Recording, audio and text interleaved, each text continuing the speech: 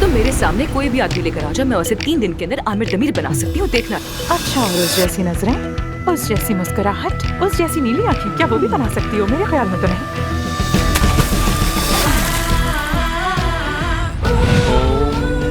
यासिर, यासिर, तुमने आमिर को देखा है क्या? वो कहाँ पर है?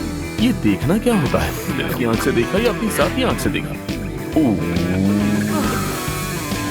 शायद गर्मी से तंग आ गई। नहीं, मैं बिल्कुल ठीक हूँ, बहुत अच्छी हूँ। यहाँ तो बहुत ठंडक है, बल्कि सच कहूँ तो मुझे तो सर्दी लग रही है। आमिर ने रिजाइन कर दिया तो वापस नहीं आएगा।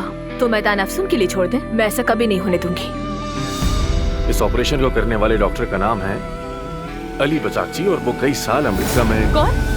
अली बचाकची, अफसून।